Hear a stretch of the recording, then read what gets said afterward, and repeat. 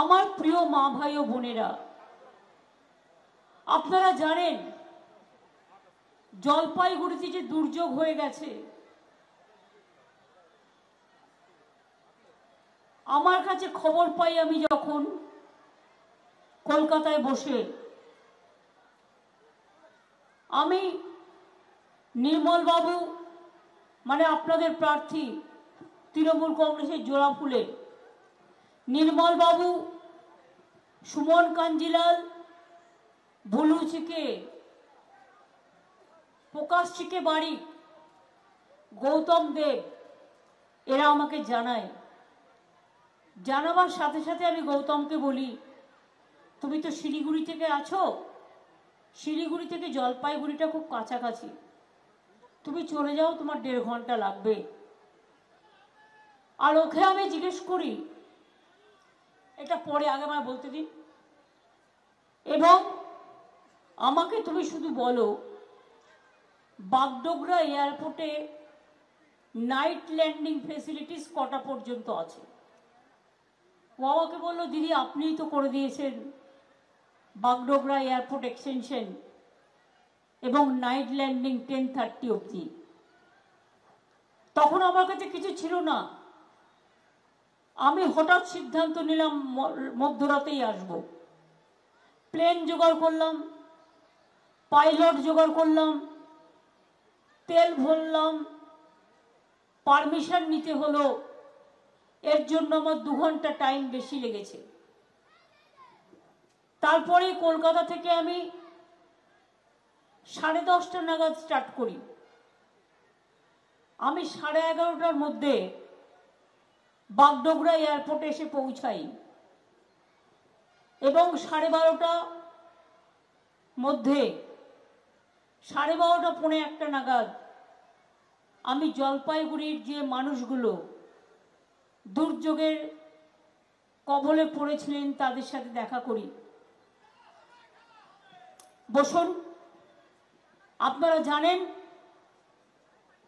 4 জন মারা গিয়েছেন, অত্যন্ত দুঃখের। প্রথমে আমি তাদের সাথে দেখা করি, তারপর আমি হাসপাতালে যাই। হাসপাতালে গিয়ে হাসপাতালে প্রত্যেকটা পেশেন্টের সাথে কথা বলি। 1 জন 2 জন ক্রিটিক্যাল ছিলেন, 3 জন ক্রিটিক্যাল ছিলেন, তাদের শিলিগুড়িতে পাঠানো হয়েছে।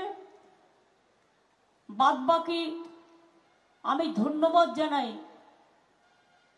জলপাইগুড়ির মাল্টি সুপার হাসপাতালে সকল চিকিৎসক বৃন্দকে, senior doctor, junior doctor, sister, staff থেকে শুরু করে প্রশাসন থেকে শুরু করে যারা সঙ্গে সঙ্গে তাদের তুলে নিয়ে এসছে।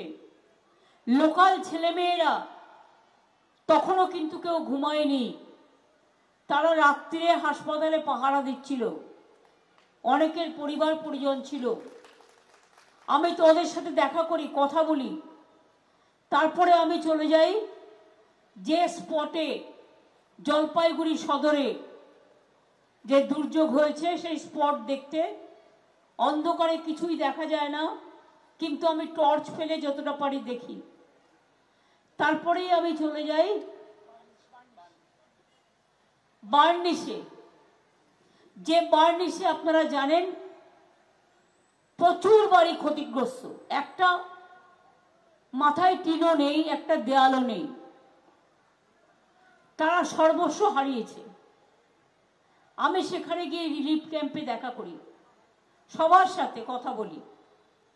তারপর আমি বার্নিশে চলে যাই, যেই এলাকায় সবটা তছনছ হয়ে গেছে, একটা ঝড়ের কেবলে একটা লাইন দিয়ে চলে গেছে, সব ঘর বাড়ি সব নষ্ট হয়ে গেছে, ক্ষেত নষ্ট হয়ে গেছে, সেটা দেখতে যাই।